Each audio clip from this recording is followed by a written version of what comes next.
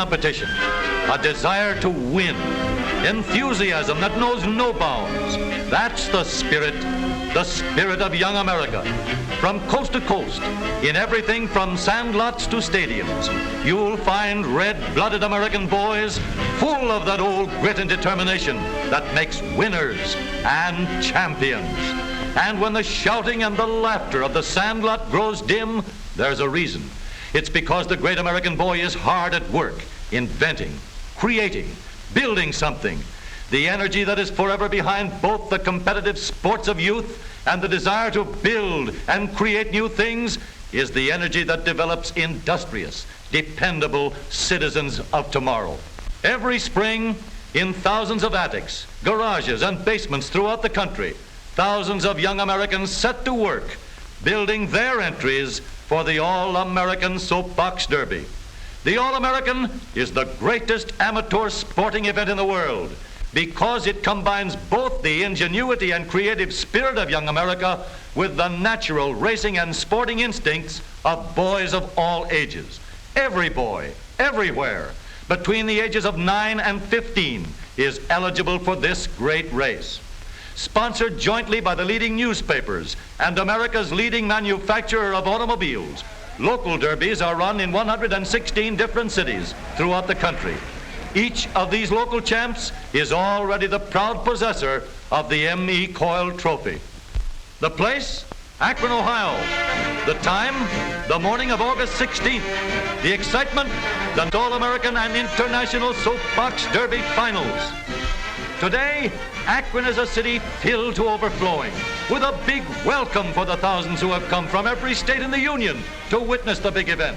For the racers, first comes registration and entry blanks, then sweaters, shirts, and all the other official regalia. Thousands of spectators are milling about the champions' cars, getting a good close-up look. Every one of these cars represents many long, hard hours of thought and building. In every one can be seen the inventive and creative ingenuity of our American boys.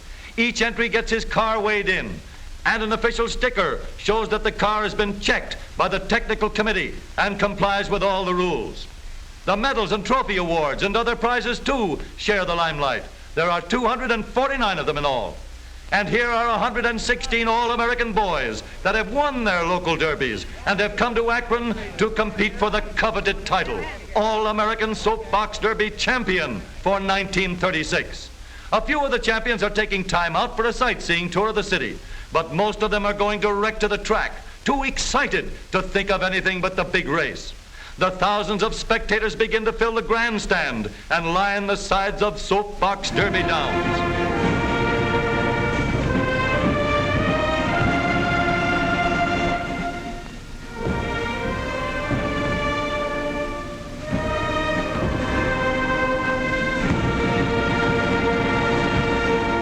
No racetrack in the world is more colorful than this, and yet it's just for boys, all-American boys. At the top of the hill are the racing pits, where the cars are given the final going over for the big race. Here they are, all set for the first heat. There will be 39 heats run off first, then the winners of these will be grouped and eliminated until only 5 boys are left. The technical committee stands ready on the bridge. Here they go. Look at those cars travel. It's going to be close. Here's the finish. What a race, but that's only the beginning. From now on, they're going to follow one ride after the other. Maybe you'd like a ride down the track. All right, let's go.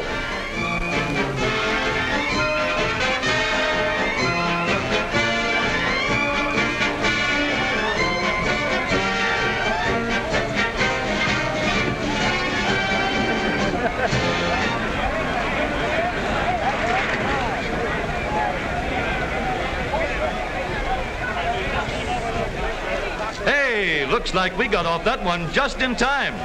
Guess we'd better stick to the sidelines.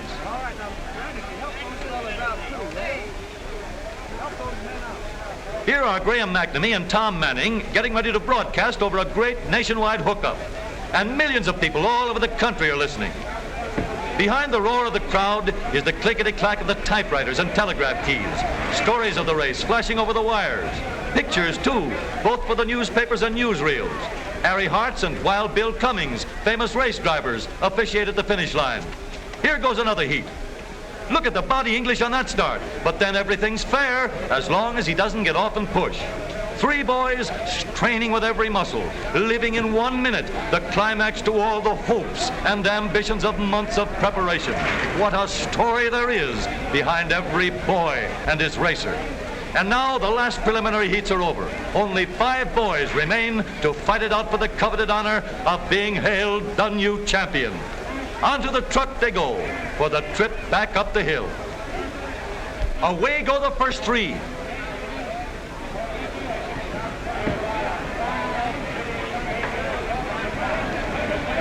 Herbert Minch of St. Louis is the winner. And back at the starting point, the other 2 boys get underway. Harold Hansen of White Plains, New York is the other winner. Back at the starting line, Herbert and Harold are ready for the flag. One will be the new All-American Soapbox Derby champion. There they go.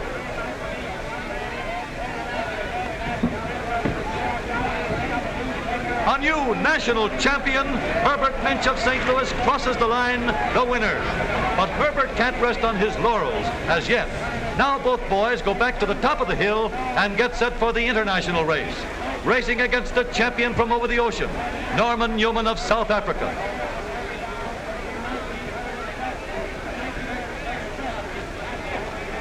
They're off.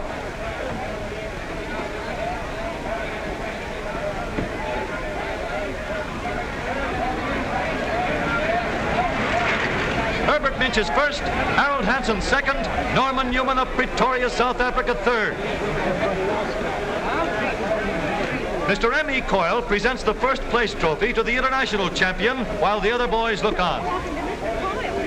As a fitting climax to a great day, there comes the big banquet and awarding of prizes. Here, every boy's a winner.